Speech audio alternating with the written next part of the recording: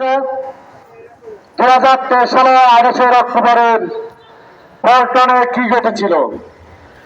সেই দিন যখন বিএনপির মহাসমাবেশ ছিল, মহাসমাবেশে পুলিশ সহ আওয়ামী লীগের পান্ডারা যখন হামলা করেছিল, বিএনপির নেতাকর্মীরা যখন দিক বিদিক ছুটাছুটি করেছিল, তখন এখান থেকে আমরা ওই আওয়ামী লীগ পান্ডা এবং পুলিশের বিরুদ্ধে প্রতিরোধ করে চলেছিলাম। এখানে কিন্তু বিএনপির নেতাকর্মী ছিল না, ছিলাম আমরা গণ অধিকার পরিষদের নেতাকর্মীরা।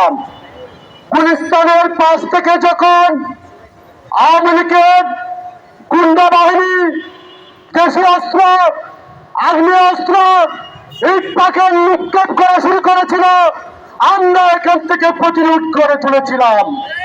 আমাদের অনেক নেতাকর্মী কিন্তু সেদিন আহত হয়েছিল। আমাদের হবিগঞ্জের সাইমন আমার সামনে এই মুড়ে এখানে ছাত্রলীগের গুলিতে তার পেটে মারাত্মক ইনজুরি হয়েছিল।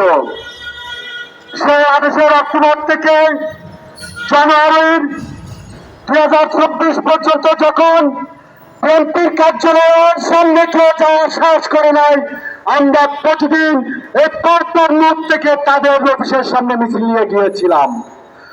বিপিনের ভয় ছিল যদি আমরা যাই বিএনপির নেতাকর্মীরা সাহস পাবে।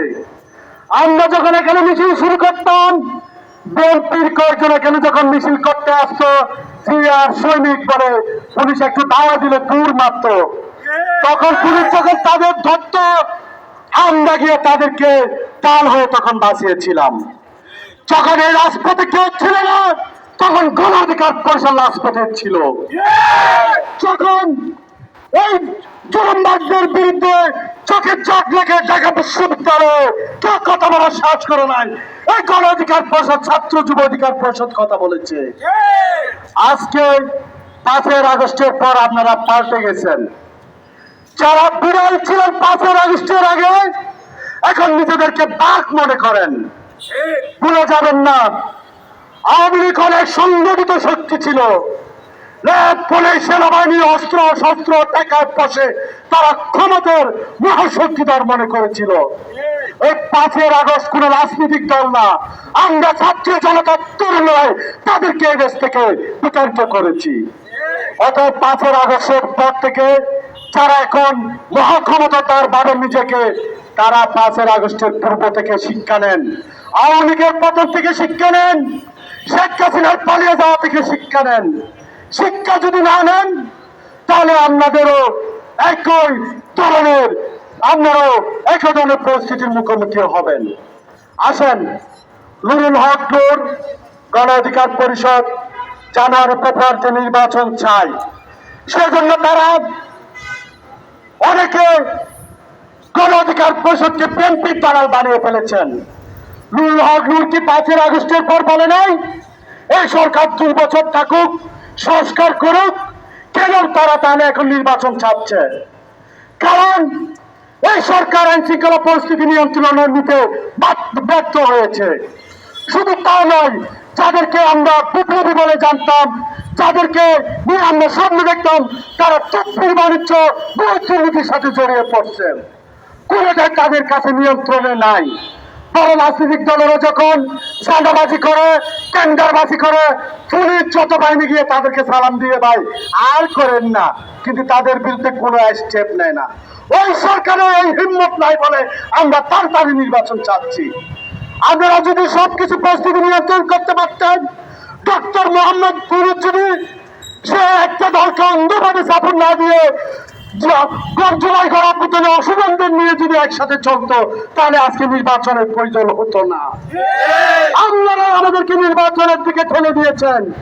আপনাদের আচরণ, আপনাদের সরকার নিয়ন্ত্রণহীন ভাবে কাজ করতেছেন বলে এই দেশের যারা গণঅভ্যুত্থানের পক্ষে অংশগ্রহণের জন্য তারা এখন নির্বাচন চায়। ডক্টর মোহাম্মদ ইউনূস বিশাল বহর নিয়ে এখন লন্ডনে গিয়ে তারেক রহমানের সাথে নির্বাচন নিয়ে বৈঠক করে, আর নুরুল হক নূর নির্বাচনের কথা বললে বিএনপি দালালি করে। আমরা কারো দালালি করার জন্য আন্দোলন সংগ্রাম করি নাই।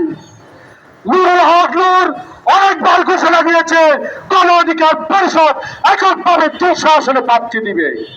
অতএব যদি আমরা নির্বাচন চাই, তাহলে যদি আমরা দালাল হয়েছে বাংলাদেশের সকল রাজনৈতিক দল দালাল।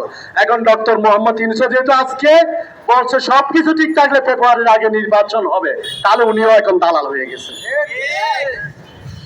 আপনার নির্বাচন চাওয়া একটা দলের গণতান্ত্রিক অধিকার।